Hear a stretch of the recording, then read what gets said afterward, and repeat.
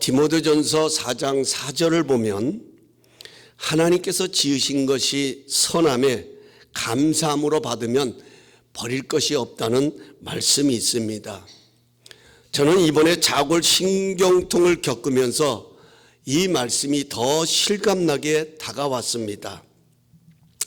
지난주일 말씀을 나누면서 제가 자골 신경통으로 고생하고 있다고 말씀드렸습니다.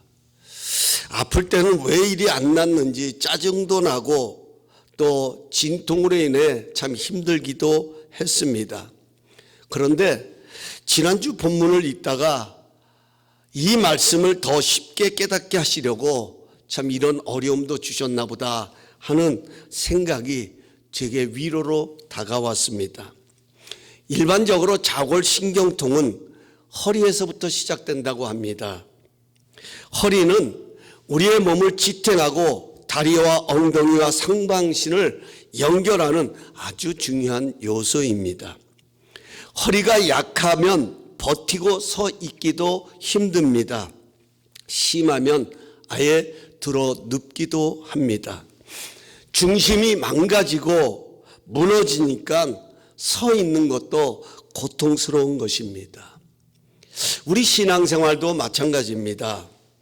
하나님과 우리 사이는 믿음으로 연결되어 있습니다. 마귀는 믿음의 줄을 끊으려고 우리가 믿는 진리를 흔들어 공격합니다. 이 땅에 있는 모든 건물은 기초 위에 터를 두고 있기에 비바람에도 든든히 서 있는 것입니다. 우리의 믿음도 진리 위에 터를 내리고 있기에 든든히 버티고 서 있는 것입니다.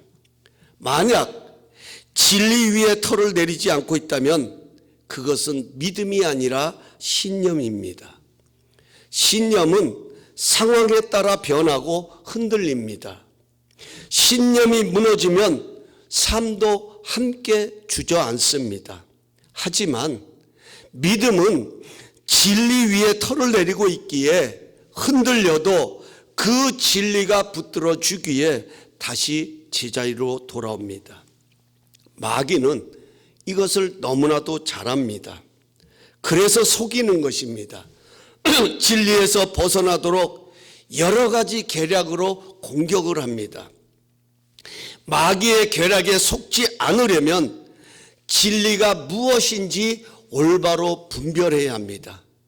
그렇지 않으면 마귀의 속임에 놀아날 수밖에 없는 것이 우리의 연약함이다 하는 것입니다. 그래서 바울은 너희가 마귀의 간계를 능히 대적하기 위하여 하나님의 전신갑주를 취하되 제일 먼저 진리로 너희 허리띠를 띠라고 권면하고 있습니다. 다시 말하면 믿음의 중심을 진리로 더 단단히 묶으라는 것입니다. 저는 이번에 자골신경통을 경험하면서 자세의 중요성을 실감하게 되었습니다. 사람들은 걸을 때에 똑바로 걷기보다는 편한 대로 걷습니다. 앉을 때도 올바른 자세보다는 편한 대로 앉는 습관이 있습니다. 그래서 등받이에 등을 대고 삐딱하게 앉기도 하고 다리를 꼬고 앉기도 합니다. 이런 습관들은 시간이 흐르면서 골반을 틀어지게 하고 결국은 통증을 유발하게 됩니다. 우리의 믿음도 똑같습니다. 믿음이 하루아침에 연약해지는 것은 아닙니다. 경건의 모양은 있지만 천천히 경건의 능력을 상실하는 것입니다. 상황에 따라 편한 대로 믿음을 타협합니다. 나를 믿음에 맞춰야 하는데 믿음을 나에게 맞추려고 합니다. 그러면서 점점 틈이 생기고 나중에는 제 힘을 발휘할 수 없게 됩니다. 그래서 바울은 너희 믿음의 중심을 진리로 단단히 묶으라고 권면하고 있는 것입니다. 그렇다면 진리가 무엇입니까? 우리의 믿음의 허리를 단단히 동여매야 할 진리가 무엇이냐 하는 것입니다. 앞에서도 언급했듯이 마귀는 거짓의 아비입니다. 진리를 왜곡합니다. 그 대표적인 것이 종교 다윈주의입니다. 유일한 진리는 없다고 가르칩니다. 이 세상에 유일한 진리는 없다. 모든 종교는 다 나름대로 구원의 길이 있다고 가르칩니다. 하지만 우리 기독교는 이것을 철저하게 용납하지 않습니다. 우리 기독교는 여러 가지 진리를 믿는 것이 아니라 단 하나의 진리를 믿습니다. 그 진리는 바로 예수 그리스도이십니다. 예수님은 우리가 하나님께 나아갈 수 있는 유일한 길입니다. 그래서 요한복음 14장 6절은 이렇게 말씀합니다. 예수께서 이르시되 내가 곧 길이요 진리요 생명이니 나로 맘지 않고는 아버지께로 올 자가 없느니라. 세상은 예수 그리스도 외에는 구원이 없다고 믿는 이 기독교를 배타적이고 자기들밖에 모른다고 비아냥거립니다. 하지만 우리는 우리가 믿는 신앙의 절대성을 양보하거나 포기하면 안 됩니다.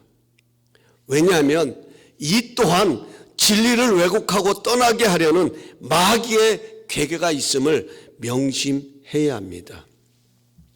하나님의 말씀인 성경은 예수 그리스도가 유일한 길임을 선포할 뿐만 아니라 사도행전 4장의 23절에 가서 보면 예수 그리스도 외에 우리를 구원으로 이끌 수 있는 이름을 주신 적이 없다, 이렇게 선포하고 있습니다. 우리는 이것을 믿는 거예요. 이 진리를 우리는 믿는 겁니다. 이 진리 위에 우리의 믿음의 집을 세우고 있다 하는 것입니다. 그래서 우리 기독교는 은혜의 종교입니다. 하나님의 사랑을 진리로 믿는 종교입니다. 다른 종교는 자력적인 종교입니다. 자신의 힘과 능력으로 구원에 도달해 보겠다고 애씁니다. 자기의 선행으로 자기 스스로 죄에서 벗어나겠다고 고행을 자처하기도 합니다. 하지만 이런 것들로 하나님의 무한하신 생명에 이룰 수 있는 것은 아니다 하는 것입니다.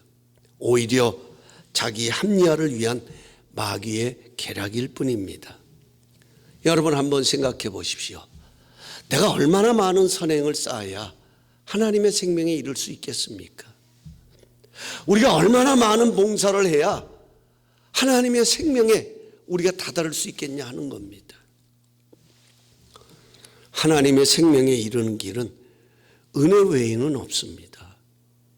참 진리가 되시는 오직 예수 그리스도 한 분을 믿는 것밖에는 없다 하는 겁니다. 이 예수님에 대하여 요한복음 1장 14절은 이렇게 선포하고 있습니다. 너무 중요한 말씀이니까요. 우리 함께 한 목소리 한번 봉독할까요? 시작. 말씀이 육신이 되어 우리 가운데 거하심에 우리가 그의 영광을 보니 아버지 독생자의 영광이요 은혜와 진리가 충만하더라. 아멘.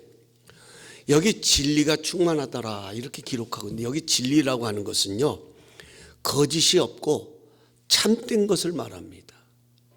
변함이 없는 것, 항상 동일한 것, 이게 진리예요. 여러분, 변하는 것은 진리가 아닙니다. 세상이 변한다고 진리도 변하면 그 진리는 가짜입니다. 예수님은 진리가 충만하신 분이다. 사도 요한은 그렇게 표현하고 있습니다. 다시 말하면 예수님 안에는 하나님의 생명의 빛이 있다 하는 거예요. 그 빛으로 충만하시다. 이 말은 예수님은 상황에 따라 변하시는 분이 아니다 하는 거예요. 만약에 그렇게 된다면, 상황에 따라 변한다면 그것은 진리가 아니라 편리에 따라 변하는 우리의 일반적인 사랑에 불과하다 하는 겁니다. 일반적인 사랑. 하지만 우리가 잘 아는 것처럼 예수님의 사랑은 모든 것을 내어주시기까지 죄인들을 사랑하셨던 아가페적인 사랑입니다. 이건 변하지 않는 진리입니다. 누구든지 어떤 인물든지 구원하실 수 있고 그들을 건지시기 위해서 이 세상에 오신 분, 그분이 바로 예수 그리스도이십니다. 이 사랑은 내가 좀 잘했다고, 내가 좀 잘못했다고 변화되고 변질되는 것이 아니다 하는 겁니다. 동일합니다. 하나님은 어제나 오늘이나 영원토록 동일하십니다. 왜냐하면 하나님은 사랑이시기 때문에 그렇다는 겁니다. 세상은 아무리 변해도 진리는 영원합니다. 하지만 마귀는 상황을 통해서 이 진리를 흔들어대는 겁니다. 의심을 심어주고 불안을 조성합니다. 이 길이 아니더라도, 이 방법이 아니더라도 나를 건져줄 수 있고 나를 행복하게 할 수 있고 나를 기쁘게 할 수 있다는 그런 구원의 길이 있다고 가르칩니다. 이것이 마귀의 관계입니다. 여러분, 진리로 중심을 단단히 묶어야 합니다. 진리로 중심을 단단히 묶는다는 것이 무엇인가를 이해하려고 하면 진리의 근본이신 예수님에게서 배워야 합니다. 우리 예수님께서도 마태복음 4장에 가서 보면 마귀에게 이끌려서 마귀에게 40일을 금식한 후에 시험을 받는 장면이 나옵니다. 마귀가 예수님을 찾아 시험하는 거예요. 템프테이션이에요. 유혹하는 거예요. 그 유혹이 여러 가지 계략을 가지고 예수님이 혹할 수 있는, 얼마든지 예수님을 넘어뜨릴 수 있는 그런 계략으로 예수님을 시험합니다. 예수님께서 굶주렸다는 이 상황을 통해서 온갖 속임수로 예수님을 유혹했습니다. 하지만 예수님은 하나님의 말씀으로 대적합니다. 신명기 8장 4절에 나오는 사람이 떡으로만 사는 것이 아니요 하나님의 입에서 나오는 말씀으로 사는 것이라고 말씀으로 예수님의 중심을 굳건하게 하셨다는 겁니다.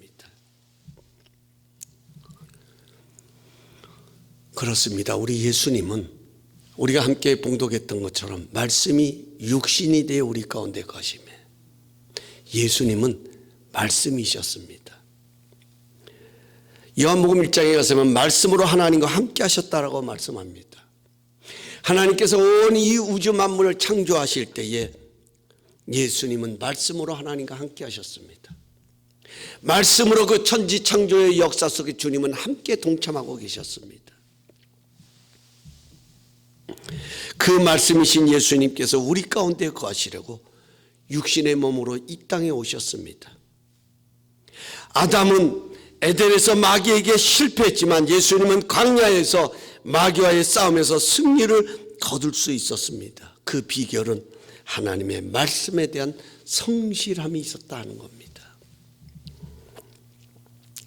그래서 예수님은 이 땅에 3년 동안 공생애를 하시면서 그분이 하신 일은 유일한 것, 하나님의 나라를 가르치시고 하나님의 말씀을 전파하신 것입니다.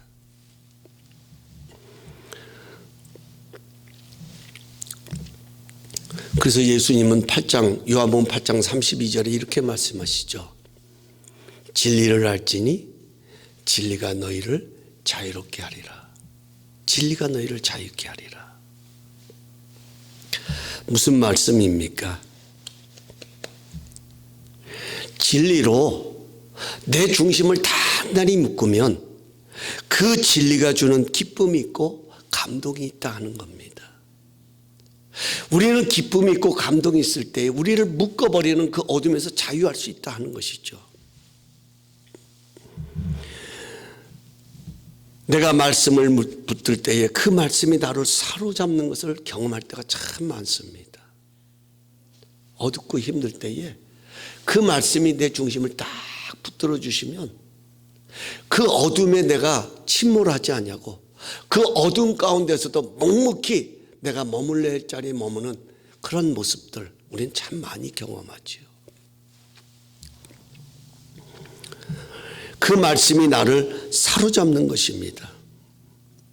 사실 우리는 마귀가 언제 어떻게 시험을 걸어올지 모릅니다. 영적 전쟁은 몇 날 몇 시에 어디에서 시험을 치른다고 예고하는 그런 시험이 아닙니다. 불시에 일어납니다. 그래서 항상 깨어 있어야 합니다. 항상 준비하고 있어야 합니다. 우리 자신을 진리의 허리띠로 단단히 굳건히 해야 됩니다. 묶어 굳건히 해야 합니다. 그래야 불시에 찾아오는 마귀의 계략을 물리칠 수 있습니다. 그래서 성경은 하나님의 말씀을 쥐하로 묵상하는 자가 복되도다, 이렇게 단정짓고 있습니다. 사랑하는 성도 여러분, 진리로 우리 중심을 단단히 묶으십시다. 2024년 우리는 우리의 삶에 은혜의 샘물, 축복의 샘물, 생명의 샘물, 사랑의 샘물, 감사의 샘물들이 많이 솟아나기를 원하고 있습니다. 하지만 마귀는 이것들을 누리지 못하도록 방해합니다. 상황을 통해 우리에게 엉뚱한 것을 심어주고 진짜를 훔치려고 합니다. 하나님의 역사는 어두울수록 빛을 발하는 법인데 그것을 경험하지 못하도록 힘든 상황을 통해 절망을 심어주고 진짜를 빼앗아가려고 합니다. 이런 마귀의 궤락에서 이기기 위해서는 진리로 우리의 중심을 더 단단히 묶어야 합니다. 어려울수록, 힘들수록, 뭐가 뭔지 모르게끔 그런 상황이 찾아올수록 우리는 진리로 우리의 허리띠를 묶어야 한다 하는 것입니다. 우리의 가정을, 우리의 일상이 진리에 붙들리도록 주야로 말씀을 묵상하기에 힘써야 합니다. 자, 이렇게 한번 여쭤볼게요. 만약 여러분이 짝퉁을 진짜인 줄 알고 비싼 돈을 주고 샀다면 나중에 그것이 알게 되면 여러분 심정이 어떨 것 같습니까? 요즘 명품백들 좋아하시잖아요. 우리 한국의 영부인께서 명품백 하나 잘못 받았다 지금 얼마나 대통령까지 그냥 아주 한 정당이 지금 어려움을 겪고 있는데 그게 진짜인 줄 알고 샀어요. 근데 짝퉁인 거예요. 여러분 성격을 여러분이 아시잖아요. 어떨까요? 막 억울해할 겁니다. 분통해할 겁니다. 아니 이것들이 나를 어떻게 보고 이럴 수 있냐고 난리법석을 떨 것입니다. 속았다는 것에 억울함과 분통이 자리할 것입니다. 그러나 다행스러운 것은 짝퉁은 다시 가서 돌려주고 돈을 찾아오면 됩니다. 설령 반품이 안 된다면 돈만 그냥 잊어버리면 돼요. 하지만 거짓 진리에 속으면 인생 전체가 날아가는 것입니다. 삶이 완전히 망가지는 것입니다. 여러분 우리 주변에 그런 일들이 얼마나 잘못된 거로 인해서 가정이 파괴되는 일들이 많습니다. 소위 말하는 이단들 그냥 거기 그 계략에 빠져가지고 가정도 다 무너지고 파괴되는 이런 일들. 마귀의 속임수를 분별하지 못하면 결국 마귀의 소나기를 벗어나지 못하고 그 계략에 놀아나는 거예요. 마귀는 지금도 우리의 시선을 선악과로 이끕니다. 당장 눈에 보기에 좋은 것들로 유혹을 합니다. 이런 마귀와의 전쟁에서 승리하는 비결은 진리로 중심을 단단히 묶어야 합니다. 마귀는 말씀을 의심하게 하고 오해하게 만듭니다.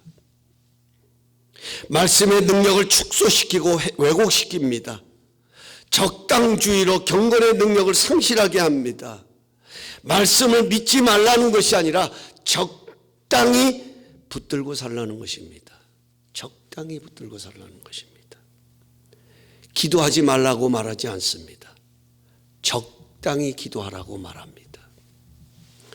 너무 그렇게 하면 광신이 된다고, 품위가 떨어진다고 적당히 믿고 적당히 하라는 것입니다. 적당히 주의. 하지만 여러분, 갑옷을 입고 전쟁에 참여하는 군사는 절대로 적당히 허리띠를 띠지 않습니다. 헐렁하게 하지 않습니다. 그렇게 하면 오히려 자신의 목숨을 보호하게 입었던 그 갑옷이 거추장스러울 뿐입니다. 그래서 단단히 허리띠를 졸라맵니다. 자신이 마음껏 그 갑옷을 입고 충분히 싸울 수 있도록 자신의 몸에 맞게끔 단단히 맵니다.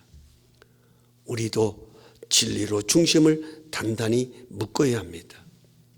하나님의 말씀을 일상 안으로 끌어당겨 붙들고 살아가야 합니다. 그 말씀을, 이 어려움을 극복하고 헤쳐나갈 수 있는 그런 지름대로 삼고 우리는 나가야 합니다. 디딤돌로 삼고 나가야 된다는 겁니다. 말씀을 느슨하게 대하는 순간 마귀는 더욱 술수를 부릴 것입니다. 더 나태함으로 우리를 끌어갈 것입니다. 더 안주하게 할 것입니다. 그래서 성경을 읽으려고 하면 마귀는 그 순간부터 성경을 읽지 못하도록 공격할 것입니다. 성경의 무지한 상태로 예수를 믿게 되는 거예요. 그래서 진리를 배척하고 결과적으로는 자기 편한 대로, 자기 소견에 옳은 대로 행하는 것, 이게 사사기의 내용입니다. 사사기가 그래서 영적으로 타락하는 거잖아요. 우리는 진리로 우리의 중심을 단단히 묶음으로 예수님처럼 승리하는 복된 자들이 될 수 있다 하는 겁니다. 이제 말씀을 맺으면서 여러분 꼭 기억하십시다. 이거 오늘 꼭 여러분의 가슴에 새기고 이 성전을 떠나셨으면 좋겠어요.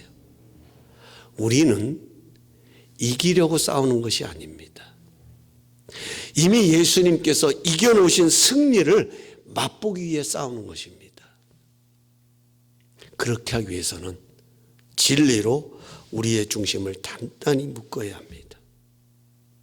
그러므로 우리의 일상에 주님의 승리를 경험하는 그런 복된 날들이 될 수 있기를 예수님의 이름으로 간절히 축원합니다. 우리 다 함께 그 자리에 일어나셔서 주의 진리 위에 십자가 군기, 우리 함께 찬양 드리는 후에 주신 말씀 붙들고 우리 기도하는 시간 갖도록 하겠습니다.